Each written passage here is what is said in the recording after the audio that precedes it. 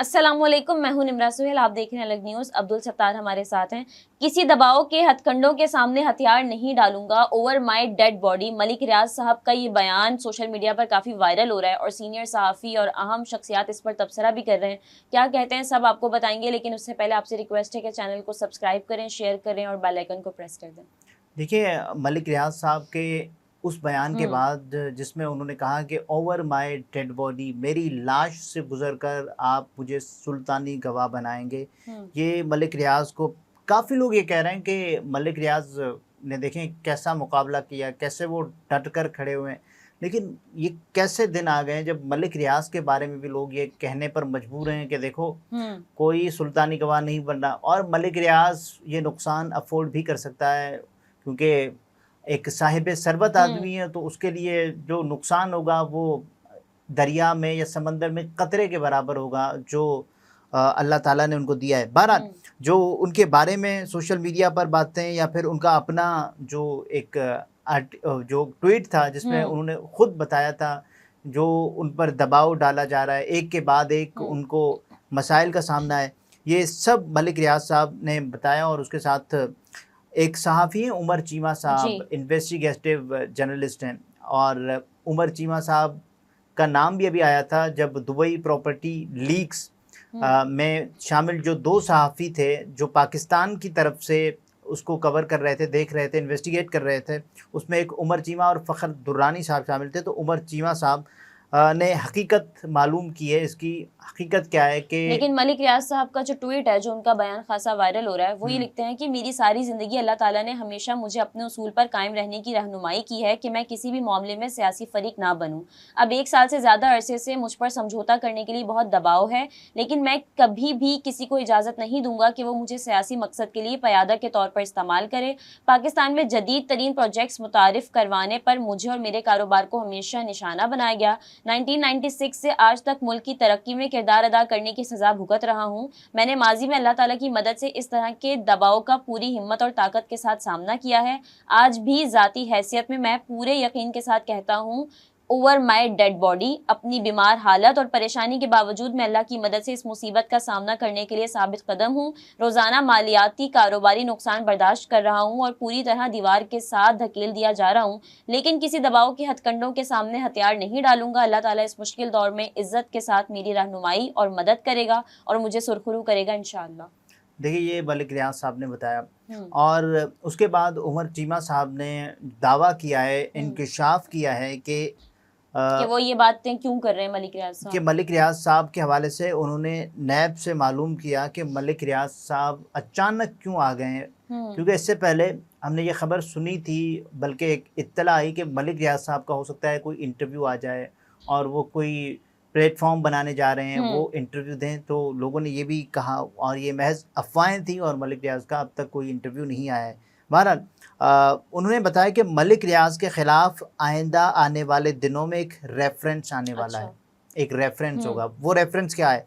ये कराची में ज़मीनों से मुतल्लिक है। ये वही केस है जिसमें सुप्रीम कोर्ट की जानिब से मलिक रियाज को 460 अरब रुपए जमा कराने का हुक्म दिया गया था। यानी अब मलिक रियाज साहब क्यों बोल रहे हैं? ये उमर चीमा साहब के मुताबिक, नैब के मुताबिक या नैब हुकाम में उनके जो ज़राए हैं उनके मुताबिक तो ये कहा गया है। लेकिन ताल उन्होंने अदायगी नहीं की है मलिक रियाज साहब को जो जुर्माना आयद किया गया था 460 अरब रुपए का।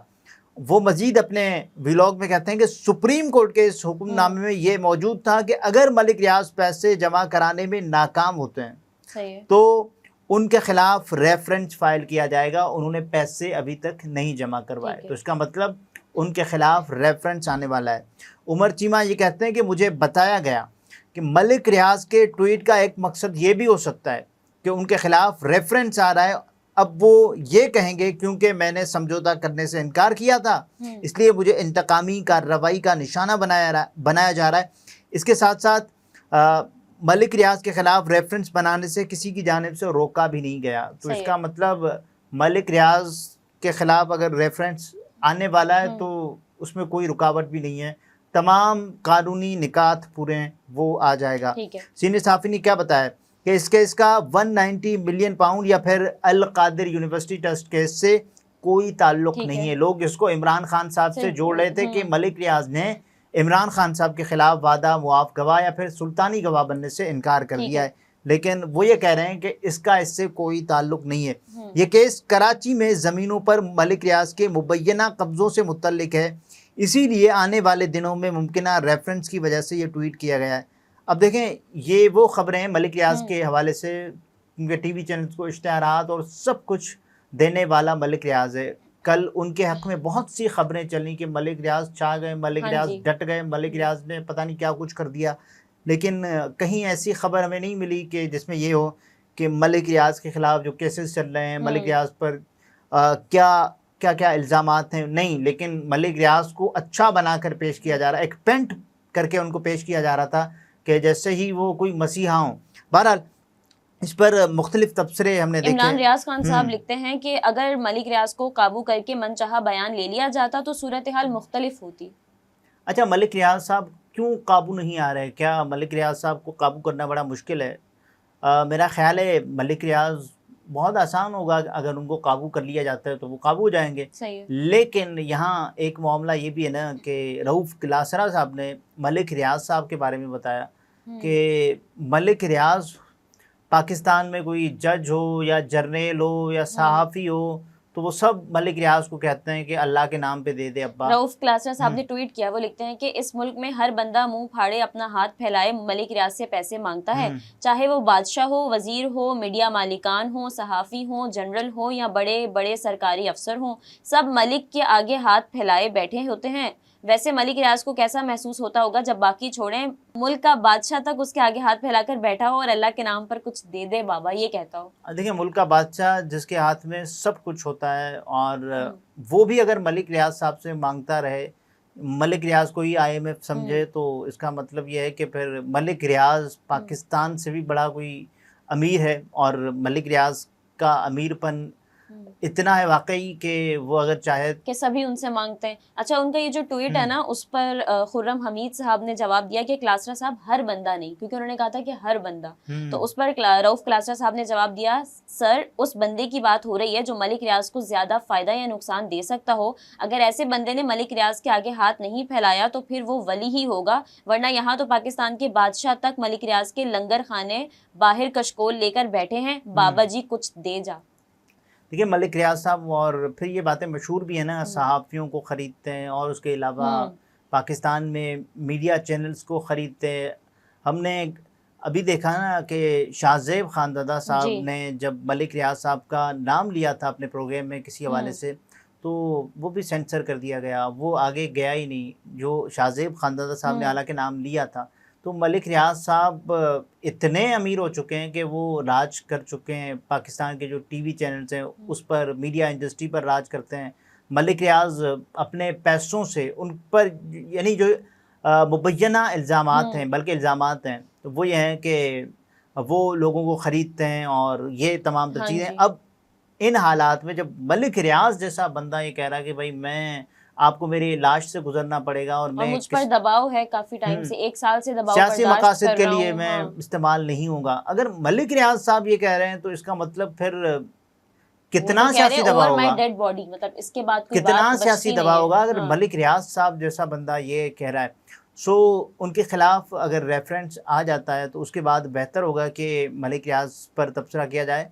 हालांकि उनको ये अंदाज़ा हो चुका होगा मलिक रियाज को कि उनके खिलाफ क्या होने वाला है, और मलिक रियाज मेरा ख्याल है उसके बाद भी उनको हाथ लगाना बहुत बड़ी बात हो जाएगी अदालतों के लिए कि मलिक रियाज को कोई सज़ा दो। अदालतें फिर ये कहेंगी कि आप कोई जुर्माना अदा कर दें, और मलिक रियाज कहेंगे मैं जुर्माना अदा कर देता हूँ, और जुर्माना क्या होगा, जितना उन्होंने कब्जा किया होगा उससे कोई कम जुर्माना होगा। तो मलिक रियाज साहब खुशी खुशी, मलिक रियाज साहब को कैद जेल ऐसा कुछ नहीं होगा, और बराए नाम कोई कैद हो सकती है, बराए नाम कोई जेल हो सकती है, कोई 4 रोज़ की, 5 रोज़ की, कोई जिस्मानी रिमांड हो सकता है, बस ये हो सकता है, उससे आगे बात नहीं जाएगी। क्योंकि ये मलिक रियाज वही शख्स हैं कि जिन्होंने पूरे निज़ाम को तो नहीं, निज़ाम के कुछ धड़ों को ज़रूर संभाला हुआ है, और तो बहुत बड़े धड़ों को संभाला हुआ है, यानी ऐसे धड़ों को संभाला हुआ है कि जिनके हाथ में इक़्तिदार होता है। तो अगर मलिक रियाज साहब को कोई हाथ लगाता है तो इसका मतलब वो हाथ वहाँ तस्वुर होगा कि नहीं, यहाँ अच्छा। नहीं। और मलिक रियाज साहब अगर कह रहे हैं तो इसका मतलब ये है कि उन पर इस निज़ाम की जानिब से कोई दबाव है, लेकिन मुझे लगता है कि मलिक रियाज साहब इससे आसानी से निकल जाएंगे, कोई कोई कुछ नहीं होगा। अच्छा। वो एवं ही, क्योंकि उनको अंदाज़ा है कि उनके खिलाफ क्या होने वाला सही है, है। और वो फिर अपने आप को पता नहीं क्या कुछ करके पेंट करने की कोशिश कर रहे हैं, लेकिन ऐसा नहीं है। मलिक रियाज साहब के जितने कारनामे हैं वो सबको पता है, और उनकी कभी कभी वीडियोस भी वायरल होने लगती हैं। महर बुखारी का वो हाँ जी, वो मुतनाज़े क्लिप वायरल हुआ है, इंटरव्यू, हाँ। और जिसमें मुबश्शिर और लुकमान अभी भी साहब भी जब थे, इनका ये बयान सामने आया तो इस तरह की क्लिप्स दोबारा से वायरल क्योंकि हो रहे वो हैं। मलिक रियाज साहब का एक खासा है ना कि सहाफ़ियों को मुट्ठी में बंद करके रखना और उनसे अपनी मर्ज़ी के बयानात दिलवाना, और मलिक रियाज साहब सब कुछ है। तो ये कहा जाता है कि मलिक रियाज साहब से आगे कोई चीज़ ही नहीं है। ये है मलिक रियाज साहब, क्योंकि वो कब्ज़े करते हैं। उसके अलावा बहुत सारे उनके जो इन्वर्टेड कॉमास वाले कारनामे हैं वो सबके सामने हैं। सही।